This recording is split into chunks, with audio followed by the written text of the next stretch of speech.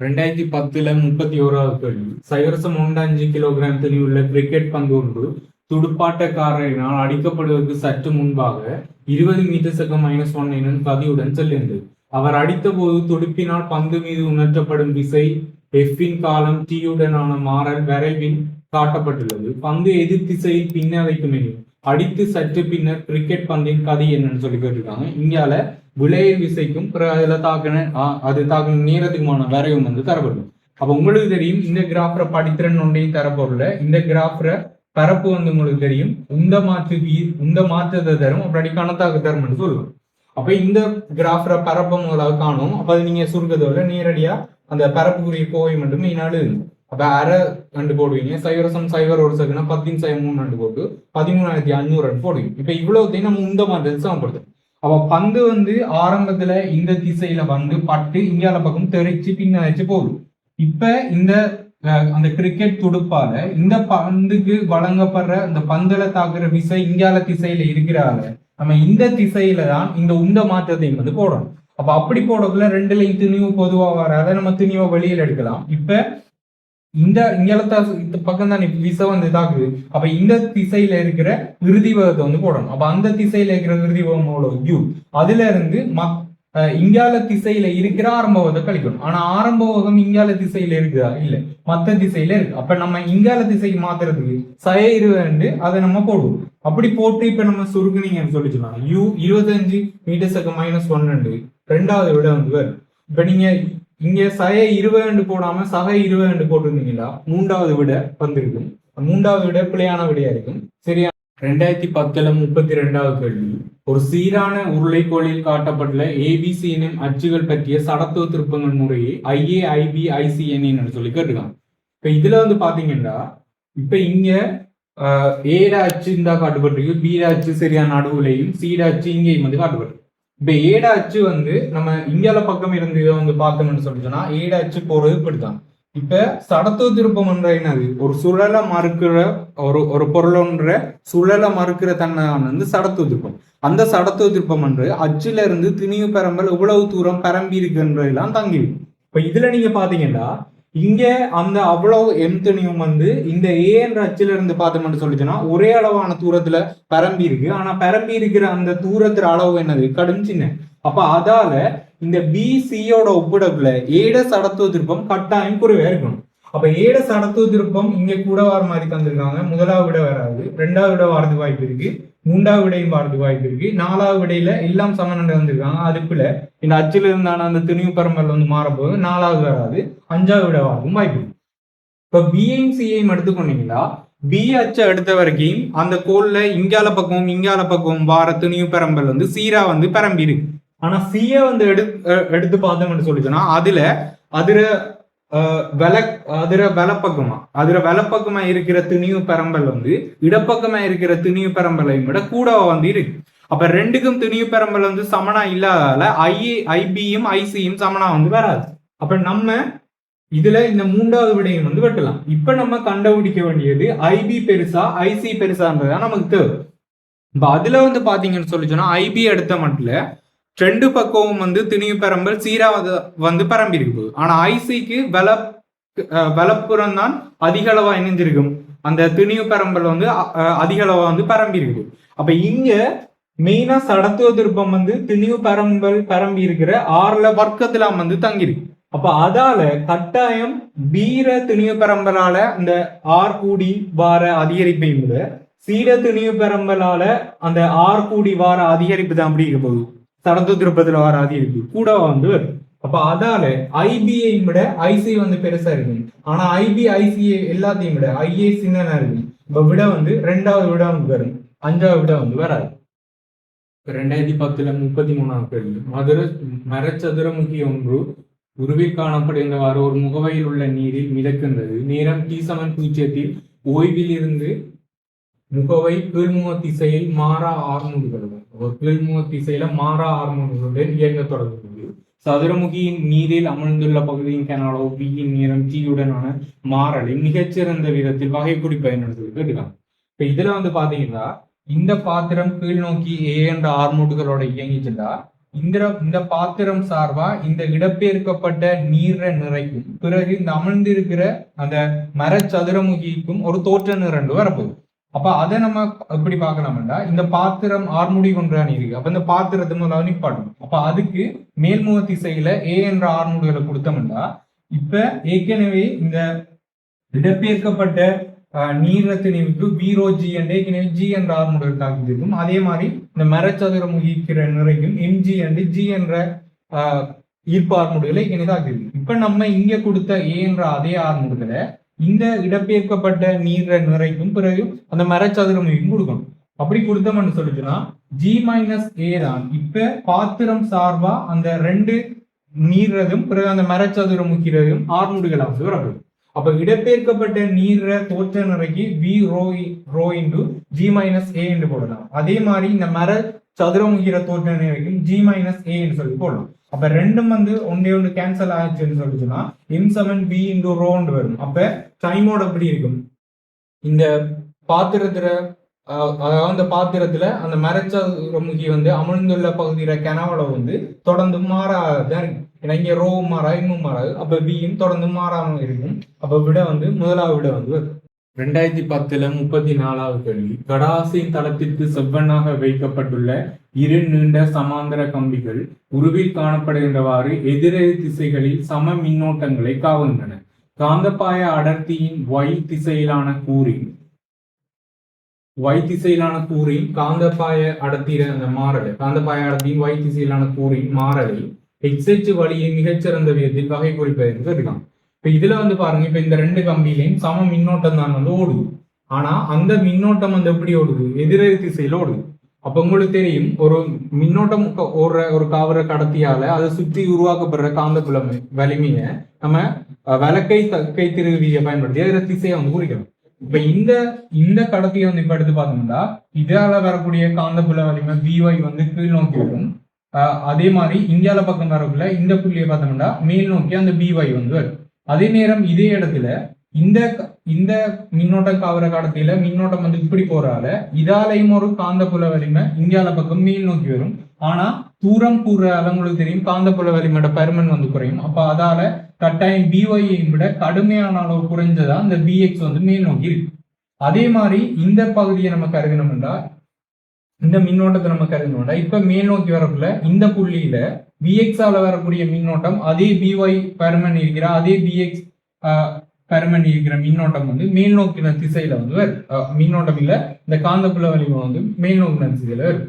அதே மாதிரி இந்தியால பக்கம் நம்ம பார்த்தோம்னு சொல்லி சொன்னா இதால வரக்கூடிய மின்னோட்டம் வெளிநோக்கி வரப்போகுது. அப்ப இதால இந்த எக்ஸ் கடத்தியால வரக்கூடிய அந்த காந்தப்புல வலிமையினுடைய கூறு விளைவுலா கீழ் நோக்கி வரும். இந்த இடத்துல மேல் நோக்கி மேற்கனவே பார்த்த மாதிரி Y கடத்தியால ஏற்படுத்தக்கூடிய காந்தப்பாயம் காந்தப்பாய அடர்த்தி BY மேல் நோக்கி வரும். அப்ப தூரம் கூறால கட்டாயம் எக்ஸால இந்த இடத்துல உருவாக்கப்படுற காந்தப்புல வலிமையிடம் Yயால உருவாக்கப்படுற காந்தப்புல வலிமை குறைஞ்ச பெருமானமுடையா இருக்கு. அப்ப விளைவில் இங்கேயும் கீழ் நோக்கி வரும், இங்கேயும் கீழ் நோக்கி வரும், நடுவுல மேல் நோக்கி இருக்கு. இப்ப இதை வச்சுக்கொண்டு இப்ப நம்ம இந்த 5 விடையை பார்த்தோம்னா இதுல முதலாவது விட வராது. என்னண்டா இந்த கடத்தியை நோக்கி போக R குறையுது. அப்ப R குறையிறதால கட்டாயம் இந்த புள்ளிகள்ல வரக்கூடிய காந்தப்புல வலிமை எதை நாடணும்னு சொல்லுச்சுன்னா முடிவு நாடணும். அப்ப இந்த தந்த விடைகள்ல முதலாவது விடை வராது. அதே மாதிரி 5வது விடையும் பாத்தீங்கன்னு சொல்லுச்சுன்னா அதுவும் இங்க எக்ஸ் 0க்கு போக காந்தப்புல வலிமை 0 வர மாதிரி காட்டிருக்காங்க. அப்ப 5வது விடையும் வராது. இப்ப 2, 3, 4 மட்டும் மிஞ்சும். இப்ப 2, 3, 4லையும் பாத்தீங்கன்னா கடத்திக்கு இங்கால பக்கமும் காந்தப்புல வலிமை கீழ் நோக்கி தான் இருக்கு, கடத்திக்கு அங்கால பக்கமும் காந்தப்புல வலிமை கீழ் நோக்கி தான் இருக்கு.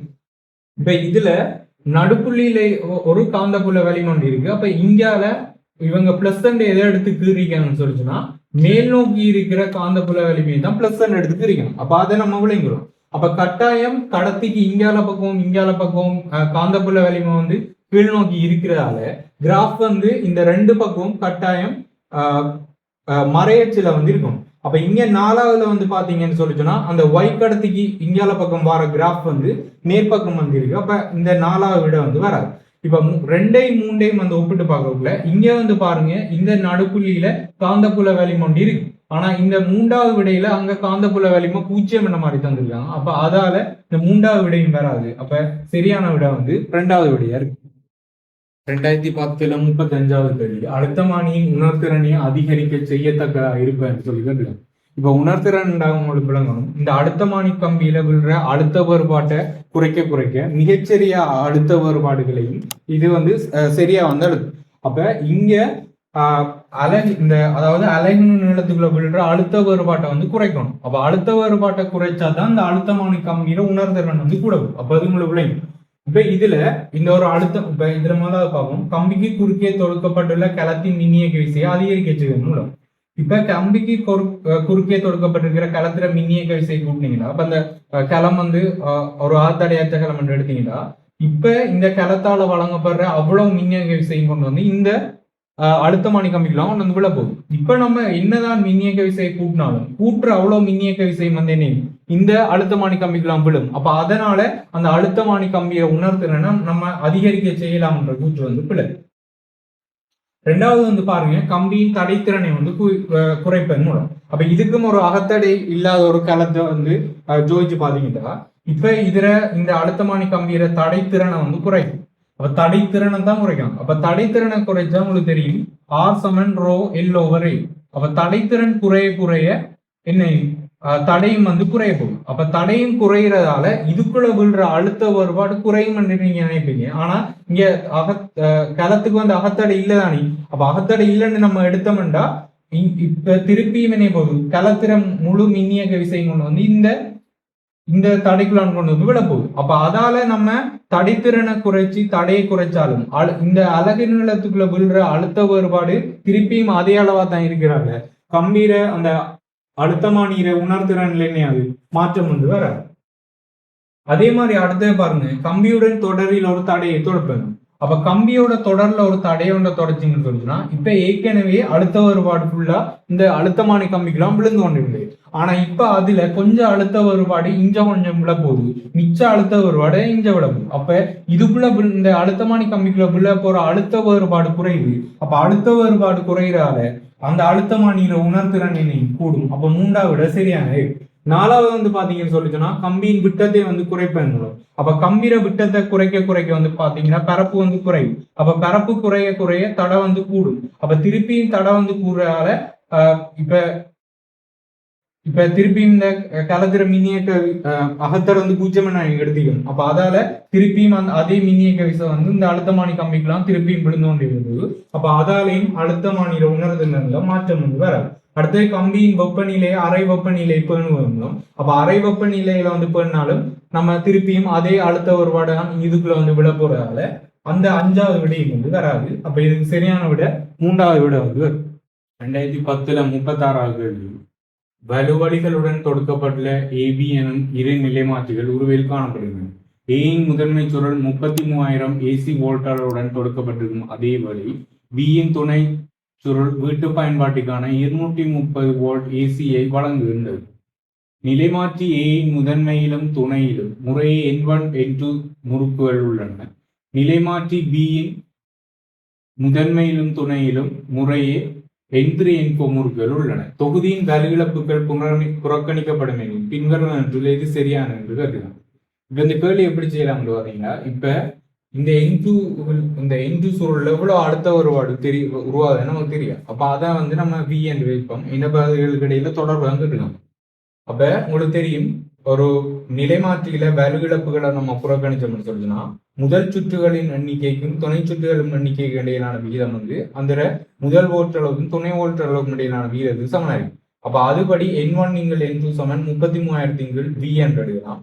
இப்ப அதே V அழுத்த வேறுபாடு தான் அப்படியே இங்கேயும் வந்து தூண்டப்பட போகுது. அப்ப அதால N3 N4 சமன் V 230 எழுதலாம். இப்ப இது ரெண்டையும் பெருக்கணும் என்று சொல்லுச்சுன்னா N1 N3 பெருக்கப்பட்டு வர மாதிரி விட வந்து 3வது விடையா இருக்கு. அப்ப இந்த 3வது விட வந்து 2010 37வது கேள்வி. ஒரு ஏரியில் உள்ள மீன் ஒன்று கனவளவு 2.5 மீட்டர் கனத்தை உடைய ஒரு வலிப்புமொழியை விடுவிக்கின்றது. பின்னர் இவ்வலிப்புமொழி 10.6 மீட்டர் கனவளவு வழியை வளிமண்டலத்தில் விடுவிக்கின்றது. வளிமண்டல அமுக்கம் 15 பஸ்கால் ஆகவும் நீரின் அடர்த்தி 13 கிலோகிராம் மீட்டர் மைனஸ் 3 ஆகவும் இருப்பின் மீன் இருக்கும் இடத்தின் ஆழம் பரப்பளவை விளைவுகளை புறக்கணிக்க சொல்லிக்கலாம். இப்போ வந்து பாருங்க, ஒரு மீன் வந்து ஒரு வலிக்குமிழி ஒன்ற வெளிவிடுது. இந்த வலிக்குமிழிக்குள்ள உண்மையா இருக்கிற அமுக்கம் நம்ம படிச்சிருக்கோம். இங்க ஒரு பி என்ற அமுக்கம் இருந்துச்சு பி நோட் பிளஸ் 2t/r வரும். அப்ப அந்த மேற்பரப்புள்ளியோட தொடர்பு தான் அந்த வலிக்குமிழிக்கு உள்ள இருக்கிற அமுக்கம் போடும். இப்ப இவங்க பரப்பளவை விளைவை புறக்கணிக்க சொன்னதால அந்த மிகை அமுக்கம் வந்து இங்க வராது. அப்ப இங்க வெறுமனே இவிடத்தை என்ன அமுக்கம் இருக்குதோ அதே அமுக்கம் தான் உள்ளவும் இருக்கணும்னு நம்ம எடுக்கணும். அப்ப அதுக்கு வேண்டிதான் அவங்க பரப்பளவை விளைவுகளை வந்து புறக்கணிக்க சொல்லி தந்திருக்காங்க. இப்ப வந்து பாருங்க, இங்க இருந்து இப்ப வலிக்குமிழி வர மேல வந்ததுக்கு பிறகு வலிக்குமிழிற கனவோட வந்து அதிகரிக்கும். கிட்டத்தட்ட இதோட ஒப்படக்குள்ள 4 மடங்கால கனவோட வலிக்குமிழிற கனவோட வந்து அதிகரிக்கும். அப்படி அதிகரிக்கக்குள்ள இங்க வெளியில இருக்கிற வளிமண்டல அமுக்கம் பீனோட்டா இருக்கு. அதே வளிமண்டல அமுக்கம் தான் இந்த வலிக்குமிழிகளையும் வந்து இருக்க போகுது.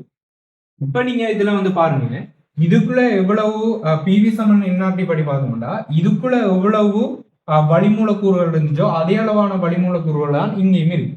இங்க இந்த குளத்துக்குள்ள இங்க எவ்வளவு வெப்பநிலை இருக்கோ அதே வெப்பநிலையோட இங்கேயும் இந்த வலிக்குமிழி வந்து இருக்க போகுது. அப்ப இந்த ரெண்டு இடத்துலயும் வெப்பநிலை மாறல, மூடும் மாறல என்றால இங்க பி வந்து வீர பெருக்கம் அப்படி இருக்கும், ஒரு மாறிலியா இருக்கும். அப்ப இது பாயில்ற விதிக்கு வந்து அமையும். அப்ப நம்ம ஆரம்பத்துல இந்த மீண்ட கனவோட வந்து பாத்தீங்கன்னு சொல்லி இந்த ஆரம்பத்துல அந்த வலிக்குமிழிற கனவோட வந்து 2.5 தர 10 அப்ப அந்த கனவோட வரும். அந்த நேரத்துல இருக்கிற அமுக்கம் வெளியில இருந்த வளிமண்டல அமுக்கம் 15, அதோட ஹெச்ரோஜியையும் இந்த இடத்துல போட வேண்டி வரும். அப்ப அதான் இந்த புள்ளியில இருக்கிற அமுக்கம் வந்து வரப்படும். அதே மாதிரி மேலுக்கு வந்ததுக்கு பிறகு வந்து பாத்தீங்கன்னா இருக்கிற கனவோட 10/6 அந்த நேரத்துல இருக்கிற வளிமண்டல அமுக்கம் வந்து 15 இருக்கிற வளிமண்டல அமுக்கம். அப்ப அதை வந்து நம்ம போடுவோம் 15 போடுவோம். அப்ப இப்படி எல்லாம் போட்டு சொல்றீங்களா எக்ஸமன் 30 மீட்டர்.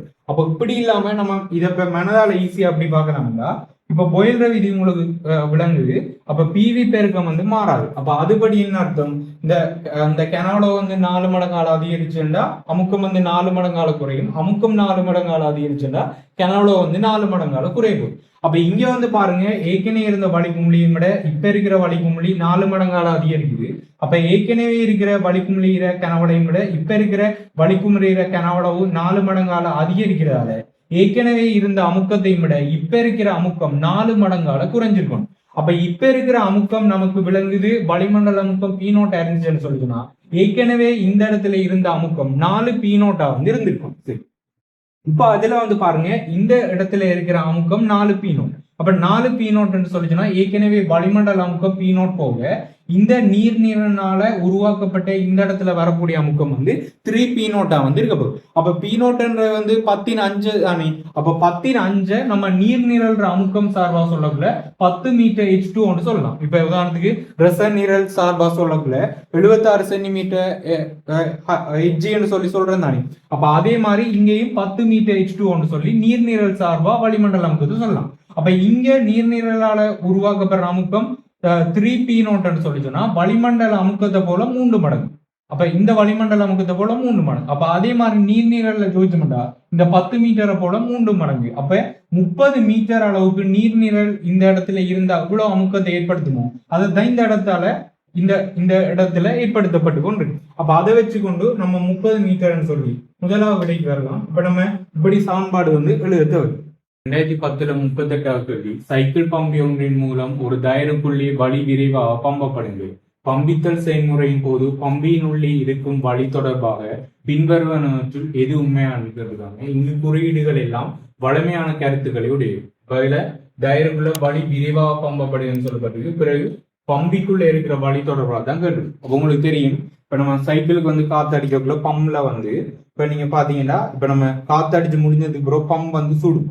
இப்ப அது பெயின் நடக்குது. உண்மையாங்க வந்து பாத்தீங்கன்னா இப்ப நம்ம அந்த வழியில இப்ப உங்களுக்கு தெரியும் வெப்பநிலை என்பது அந்த அந்த வாயு தொகுதியில இருக்கிற வளி மூலக்கூறுகளினுடைய ஒரு அக இயக்க சக்தியான் வந்து வெப்பநிலையா வந்து இருக்க போகுது. அப்ப அந்த அக இயக்க சக்தியில அதிகரி கொண்டு வந்தாலும் அங்க வெப்பநிலை வந்து அதிகரிக்கும். இப்ப இதுல வந்து இப்ப நீங்க பாத்தீங்கன்னா இது இப்ப இவங்க சொல்லிக்காங்க விரிவான செயல்முறைன்னு நான் சொல்லிக்காங்க. அப்ப விரிவான செயல்முறையா வந்து இருக்கிறதால இப்ப உங்களுக்கு தெரியும் ஒரு சூழல்ல இருந்து தொகுதிக்கோ தொகுதியில இருந்து சூழலுக்கோ வெப்ப இழப்போ வெப்பம் பெருகியோ நடக்கணும்னா அதுக்கு ஒரு குறிப்பிட்ட டைம் ஒன்று வேணும். இப்ப இந்த செயல்முறை விரைவா வந்து செஞ்சால் என்னன்னா சூழல்ல இருந்து தொகுதிக்கோ தொகுதியில இருந்தோ சூழலுக்கோ வெப்பம் வந்து கடத்தப்படாது. ஏண்டா அந்த வெப்பம் கடத்தப்படுறதுக்கு எடுத்த டைம் வந்து கடும் வந்து குறையும். அப்ப அதால வெப்ப பரிமாற்றத்தை நம்ம பூஜ்ஜியம் என்று எடுக்கலாம். அவங்களுக்கு தெரியும் தெர்மோடைனமிக்ஸ்ல படிச்சிருப்பீங்க டெல்டா கியூ சமன் டெல்டா யூ பிளஸ் டெல்டா டபிள்யூல டெல்டா கியூ நம்ம இப்ப பூஜ்ஜியம் என்று எடுத்தோம்னா அது இப்ப ஒரு சேரல் இல்லாத செயல்முறை. அதாவது வெப்பம் வந்து சேரல்ல அப்ப ஒரு சேரல் இல்லாத வந்து செயல்முறை. அப்ப அந்த சேரல் வெப்ப சேரல் வந்து நடக்காததால இங்க வந்து பாத்தீங்கன்னா இப்ப minus delta W plus delta you என்று எழுதலாம். இப்ப இங்கேயும் எல்லா குறியீடுகளும் வளமையான கருத்துக்களை உடையவன் சொல்லப்பட்டிருக்கு. அப்ப உங்களுக்கு தெரியும் வளமையா பிளஸ் டெல்டா டபிள்யூ என்ற என்னது குறிக்குது அந்த வாயு தொகுதி வந்து செய்யற வேலையை தான் அந்த பிளஸ் டெல்டா டபிள்யூ என்று குறிக்கும். அதே இது மைனஸ் டெல்டா டபிள்யூ என்று சொல்லிச்சுன்னா நம்ம அந்த வாயு தொகுதி மேலே இருந்து வேலை செஞ்சோம்னா அதுக்கு நம்ம மைனஸ் டெல்டா டபிள்யூ போடுவோம். இப்ப இங்க வந்து பாத்தீங்கன்னா மைனஸ் டெல்டா டபிள்யூன்றபடி இப்ப நம்ம நேரம் அந்த வாயு தொகுதி பம்பிக்குள்ள இருக்கிற வாயு தொகுதி மேல ஒரு வேலையை செய்யறோம். இப்ப நம்ம அந்த வேலையை செஞ்சோம்னா அந்த வேலை அவ்வளவு சக்தியாகும். இப்ப அந்த சக்தி அவ்வளவும் சூழலுக்கு ஏதும் இழக்கப்பட்டிருக்கா? சூழலுக்கு ஒரு இடத்தையும் இழக்கப்படல. அப்ப சூழலுக்கு ஒரு இடத்துலயும் அந்த சக்தி வந்து இழக்கப்படலன்னு சொல்லிச்சுன்னா அந்த அவ்வளவு சக்தியும் கட்டாயம் அந்த வாயுட அகச்சக்தி அதிகரிப்பு போயிடும். அப்ப அதால டெல்டா யூ பிளஸ் வருது.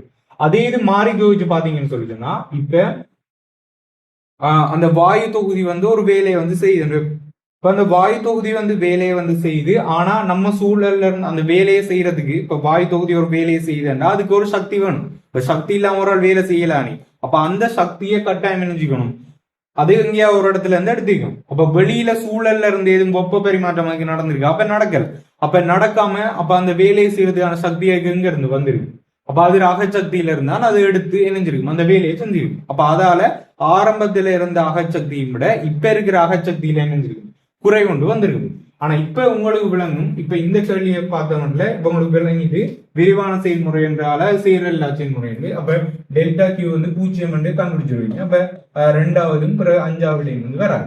இப்ப அதுல வந்து பாத்தீங்கன்னா நம்ம தானே பம்பிக்குள்ள இருக்கிற வழி தொகுதி மேலையும் வந்து வேலை செய்யறோம். அது மட்டும் இல்லாம வழியும் வந்து அந்த வேலை நம்ம செஞ்சு முடிஞ்சதுக்கு பிறகு கடைசியா சுடத்தானே போகுது. அப்ப அகச்சக்தியில அதிகரிப்பு தான் வரும் என்று உங்களுக்கு விளங்கு. அப்ப அதால டெல்டா யூ வந்து நேரா இருக்கும். அதே டைம் நம்ம தான் அந்த வாயு தொகுதி வேலை செய்யணும்ன்றால டெல்டா டபிள்யூ வந்து மறையா இருக்கும். அப்ப 38வது முதலாவது விட வந்து பாத்தீங்கன்னா பொருத்தமானது இருக்கு. 2010 39 கேள்வி 2 கிலோகிராம் நீரை 28 பாய்சியிலிருந்து 100 பாய்சி கொதிநிலைக்கு உயர்த்துவதற்கு ஒரு மின் கேத்தலுக்கு 0.2 kWh தேவைப்படுகிறது. நீரின் தன்வெப்ப கொள்ளளவு 4200 ஜூல் கிலோகிராம் -1 கெல்வின் -1 கேத்தல் செயற்படும் திறன் என்னது? அப்ப ஒரு கேத்தல் செயற்படுகிற திறன் வந்து உங்களுக்கு தெரிஞ்சுக்கணும். நம்ம இன்புட் அவ்வளவு சக்தியை கொடுக்கும் அப்படி வேல்யூ அவ்வளவு கொடுக்கும் அதுல இருந்து அவுட்புட் அவ்வளவு எடுக்கும்ன்றது தர 100% இருக்கும். அப்ப அதான் அந்த ஒரு கருவியிற திறனா வந்து இருக்க போகுது. இப்ப இதுல வந்து பாருங்க நம்ம அந்த மின் கேத்தலுக்கு வந்து 0.2 kWh கொடுக்கும். அப்படின்னா 0.2 தர கிலோண்டா அதை 13 போட்டு ஹவர் செகண்டுக்கு மாத்தம் 3600 இருக்கு. இப்ப அந்த நம்ம கொடுத்த சக்தி அதுவுமே என்னதுக்கு பயன்படுது? இந்த 2 கிலோகிராம் நீங்க 28 பாய்சியில இருந்து 100 பாய்சியில இருக்கிற நீரா வரைக்கும் கொண்டு போற அளவுக்கு அந்த வெப்பத்தை வந்து இப்ப வழங்குது. அப்ப அந்த வெப்ப பரிமாற்றம் என்னன்ற இப்ப நம்ம காணும். அப்ப அது கியூ சமன் எம்சி டெல்டா டீட்டா நீங்க போட்டீங்கன்னா இதுல எண்ணுக்கு பதிலா 2 பிறகு தன் வெப்ப கொள்ளளவுக்கு பதிலா 4500 வெப்பநிலை மாற்றம் 28ல இருந்து 100 72 போடுவீங்க. அப்ப இது தர 102 போட்டு இப்படி சுருக்குனீங்கன்னா 84% வரும். இப்ப இதுல நீங்க என்ன கூடாண்டா இதை தனியை சுருக்கி கொண்டு வந்து போட தேவை. இப்ப எல்லாத்தையும் ஒரேடியா அந்த சமன்பாட்டுல வந்து பிழையிட்டீங்கன்னு சொல்லினா இதை நீங்க வந்து வெட்டி சுருக்கலாம். அப்ப 39 கேள்விக்கு வந்து 84% 5வது விட பொருத்தமான விடையா இருக்கு. 2010 40வது கேள்வி சர்வசம விதமாக வெப்பமாக்கப்படும் சமதிணிவுகளை உடைய PQ எனும் இரு திரவங்களின் நேரம் T-உடன் வெப்பநிலை தீட்டாவின் மாறல் உருவில் காணப்படுகிறது. பின்வரும் கூற்றுக்களை கருதுக. அதில் சிறிய அளவிலான திரவங்களின் வெப்பநிலை மாறல்களை அளப்பதற்கு திரவம் Q ஆனது P-யிலும் பார்க்க சிறந்த வெப்பமான திரவம் என்று சொல்லப்பட்டிருக்கு. இதுல வந்து பாருங்க இங்க இப்ப வெப்பமான திரவம் பத்தி கேட்காங்க. இப்ப இதுல பீரையும் கியூடையும் கொதிநிலை வந்து பாத்தீங்கன்னா அண்ணளவா சமனா தான் தந்திருக்காங்க. அப்ப நம்ம கொதிநிலையை வச்சுக்கொண்டு இப்ப அது எது சிறந்த வெப்பமான திரவம்னு நம்ம தீர்மானிக்கலாம். உதாரணத்துக்கு பீக்கு கொதிநிலை கூட வந்திருந்தா அப்ப நம்ம சொல்லிக்கலாம் பீக்கு தான் என்னது வெப்பம் சிறந்த வெப்பமான திரவமா இருக்கும்னு சொல்லிக்கலாம். ஆனா இப்ப ரெண்டும் கிட்டத்தட்ட கொதிநிலை அண்ணளவா சமனா வர மாதிரி தான் வந்திருக்காங்க. அப்ப நம்ம இப்ப அடுத்த இதுக்குள்ள போகணும்னு சொல்லிச்சோம்னா இப்ப இந்த கிராஃப்ர படித்திறன் வந்து வெப்பநிலை அதிகரிப்பு வீதத்தை தரப்போகுது. அப்போ வெப்பநிலை அதிகரிப்பு வீதம்ன்றது வெப்ப பரிமாற்ற வீதத்துக்கு கீழே திணிவு தர தன்வெப்ப கொள்ளளவா இருக்கு. இப்ப அதுல வந்து பாருங்க, இப்ப ஒரு குறிப்பிட்ட நேரத்தை இப்ப நம்ம கருதி பார்த்தோம்னு சொல்லிச்சோம்னா குறிப்பிட்ட நேரத்துல Q அடைகிற வெப்பநிலையை விட P அடைகிற வெப்பநிலை வந்து கூட இருக்கு. அப்போ ஒரு குறிப்பிட்ட நேர டைம்ல ஒரே அளவான வெப்பக்கணியம் தான் கொடுக்கும். ஆனா Q வெப்பநிலை அதிகரிப்பை விட Pக்கு வந்து என்ன இருக்கு, வெப்பநிலை அதிகரிப்பு கூட இருக்கு. அப்ப Pக்கு வெப்பநிலை அதிகரிப்பு கூடவா இருக்குன்னு சொல்லி சொன்னா அதுல தன்வெப்ப கொள்ளளவு குறைய இருந்திருக்கும். என்ன உங்களுக்கு தெரியும், தன்வெப்ப கொள்ளளவுன்றது ஒரு அலகு திணிவண்ட ஒரு பாகை சி வெப்பநிலையால அதிகரிக்கிறதுக்கு நம்ம கொடுக்க வேண்டிய வெப்ப கணியத்திற அளவு தான் வந்து தன்வெப்ப கொள்ளளவா இருக்க போகுது. அப்ப அதை வச்சு கொண்டும் நீங்க ஜோதிச்சு பார்க்கலாம். அப்படி இல்லாட்டி இதுக்குரிய சமன்பாடை வச்சும் இப்ப கிராஃப்ல படித்திறன் வந்து இதுக்கு தானே கூட பீக்கு படித்திறன் கூடன்னு சொல்லிச்சுன்னா கொள்ளளவு இது தன்வெப்ப கொள்ளளவு வந்து குறை இருந்திருக்கணும். அப்ப கியூக்குரிய தன்வெப்ப கொள்ளளவையும் விட பீக்குரிய தன்வெப்ப கொள்ளளவு வந்து குறைவா இருந்திருக்கு. அப்ப இப்போ வந்து பாருங்க, சிறிய அளவிலான திரவங்களின் வெப்பநிலை மாறல்னு சொல்லிச்சோன்னா இப்ப அந்த பரிசோதனை தொகுதியில வந்து சிறிய அளவில வந்து தினமப்படுத்திருப்போம். அப்ப அதுக்குள்ள இப்ப வெப்பமானிக்குள்ள இப்ப கியூன்ற திரவத்தை வச்சோம்னு சொல்லிச்சோன்னா இப்ப கியூக்கு வந்து எப்படி இருக்கு, தன்வெப்ப கொள்ளளவு கூட. அப்ப தன்வெப்ப கொள்ளளவு கூடன்னு சொல்லிச்சுன்னா இந்த கியூன்ற இந்த திரவம் ஒரு பாகை சி வெப்பநிலை உயர்றதுக்கு இதுல இருந்து கூட அளவு வெப்ப கணியத்தை வந்து உறிஞ்சும். அப்ப இந்த தொகுதியில இருந்து கூட அளவு வெப்ப கணியத்தை உறிஞ்சுதுண்டா இந்த நம்ம அளக்க வேண்டிய தொகுதியில வெப்பநிலையில வந்து பெரிய ஒரு மாற்றத்தை வந்து உண்டு பண்ணும். ஆனா அதே இது பிய நம்ம வெப்பமான திரவமா இருந்துருந்துச்சா அது கொஞ்சம் வெப்ப கணியம் எடுத்தாலே ஒரு பாகை சி உயர்றதுக்கு காணும். அப்ப அதால அது கொஞ்சம் வெப்ப கணியத்துல இருந்து உறிஞ்சு ஒரு பாகை சி அதிகரிப்பை காட்டும். அப்ப ஒரு கியூவோ நம்ம வெப்பமான திரவமா பயன்படுத்தி அந்த சிறிய அளவிலான திரவங்களோட வெப்பநிலை மாறல் அளக்கறையும் விட பிய நம்ம பயன்படுத்தி அளக்கிற எப்படி இருக்க போகுது, நல்ல சிறந்த அந்த சரியான வெப்பநிலையை வந்து பிய பயன்படுத்துற மூலியமா நம்ம பெற்றுக்கொள்ளலாம். அப்ப இங்க வந்து கியூ தானே பியிலையும் பார்க்க சிறந்த வெப்பமான திரவம் என்று சொல்லியிருக்காங்க. அப்ப ஏ கூற்று வந்து பிள்ளையா இருக்கு. அப்ப ஏ கூற்று பிள்ளைன்னு சொல்லிச்சோன்னா முதலாவது விட வராது, மூன்றாவது விட வராது, அஞ்சாவதையும் வராது. இப்ப ரெண்டையும் நாளையும் பாருங்க, ரெண்டுலையும் பி இருக்கு. அப்ப ரெண்டுலையும் பி இருக்குன்னு சொல்லிச்சோன்னா கட்டாயம் பி கூற்று வந்து சரியா தான் இருக்கும். அப்ப நம்ம சி கூற்று சரியா பிள்ளையாண்டு பார்த்தோம்னா காணும். அப்ப சி கூற்று சரியா இருந்தா இந்த வடிக்கு போகலாம், பிள்ளைண்டா ரெண்டாவது வரும். இப்ப சி கூற்றை பார்ப்போம். உருவில் காணப்படுகின்றவாறு ஒரு சுருளி குழாயினூடாக அனுப்புவதன் மூலம் அடைக்கப்பட்ட அறையில் உள்ள வழியை வெப்பமாக்குவதற்கு திரவம் கியூ திரவம் பியிலும் பார்க்க சிறந்தன்னு சொல்லப்படுது. இப்போ வந்து பாருங்க, இந்த சுருளி குழாய்க்குள்ளாட ஒரு திரவம் ஒன்று அனுப்பினா அந்த திரவம் என்ன இந்த அறைக்குள்ள இருக்கிற வழியை வந்து வெப்பமாக்கணும். இப்ப இதுக்குள்ள நம்ம தன்வெப்ப கொள்ளளவு கூடின திரவத்தை அனுப்புறோம்னு சொல்லிச்சுன்னா அதுட்ட ஏற்கனவே கூட வெப்ப கணியம் வந்து இருக்கு. அப்ப இது வந்து கூட வெப்ப கணியம் இருந்தா ஒரு பாகை சி கிட்டத்தட்ட அதுக்கு வெப்பநிலை குறைஞ்சாலும் கூடிய அளவு வெப்ப கணியத்தை இழக்கிறதால இந்த சுருளி குழாய் வழியை இது வந்து பயணிச்சுட்டு இருக்கிற அந்த டைம்லையும் இந்த அறையில இருக்கிற வழியை வந்து என்ன போகுது, அது சூடாக்கி கொண்டிருக்கு. ஆனா அதே இது நம்ம பீ திரவத்தை வந்து பயன்படுத்தின இருந்தா அந்த பீ திரவம் போயிட்டு இருக்கக்குள்ள இப்ப அதுக்கு தன்வெப்ப கொள்ளளவு குறையானே அதால அதுட்டு இருக்கிற எல்லா வெப்ப கணியத்தையும் வந்து இழந்து இந்த சுருளி குழாயில இடையிலேயே வந்து என்ன சொல்லலாம் அதுல வெப்பநிலையில வந்து கடுமையான குறைவு வந்து வந்துடும். அப்ப இந்த அறையில இருக்கிற வழியை வந்து முழுமையா வந்து வெப்பமேற்ற இல்லாம வந்து போகும். அப்ப அதால நம்ம தன்வெப்ப கொள்ளளவு கூடின திரவத்தை வந்து தெரிவு செய்வோம். அப்ப திரவம் கியூ வந்து திரவம் பியிலும் பார்க்க மிகவும் சிறந்த என்ற சி கூட்டு சரி. அப்ப நாலாவடிக்கு நம்ம போகலாம். இப்ப நம்ம பி கூட்டு வந்து பார்ப்போம். ஒரு மாறா வெப்பநிலை திரவ தொட்டி அமைப்பதற்கு திரவம் கியூ ஆனது பியிலும் பார்க்க மிகவும் தான். மாறா வெப்பநிலை திரவ தொட்டி என்று சொல்லிச்சுன்னா அங்க இருக்கிற அந்த திரவ தொட்டியினுடைய வெப்பநிலை வந்து மாறாம இருக்கும். அப்ப வெப்பநிலை மாறாம இருக்கணும்னா பாருங்க, கியூவை வச்சு கொண்டு நம்ம அந்த திரவ தொட்டியை செய்வோமா இருந்தா அதுக்குள்ள கூடிய அளவு வெப்ப கணியத்தோட அந்த திரவ தொட்டி வந்து இருக்க போகுது. இப்ப அதுல வந்து வெப்பநிலையில ஒரு பாகை சீல குறைவு ஏற்படும் என்றாலும் அதிக அளவான வெப்ப கணியத்தை அந்த திரவ தொகுதி வந்து இழக்கணும். அப்பதான் என்னலாம் ஒரு பாகை சீய வெப்பநிலை குறையலாம். ஆனா பியை வச்சு கொண்டு நம்ம அந்த திரவ தொட்டியை ஆதரிச்சிட்டோம்னா கொஞ்சம் வெப்ப கணியத்தை அது சூழலுக்கு இழந்துரும் என்றால இணைஞ்சிரும், அதுல வெப்பநிலை சடுதியா குறைஞ்சு கொண்டு போயிடும். அப்ப அதால நம்ம ஒரு மாறா வெப்பநிலை திரவ தொட்டிய பியையும் விட கியூவை பயன்படுத்தியான நம்ம அமைக்கிறது சிறந்த வந்து இருக்கும். அப்ப பி கூற்றும் சரியான விடையா இருக்கும். அப்ப 40வது கேள்விக்கு 4வது விட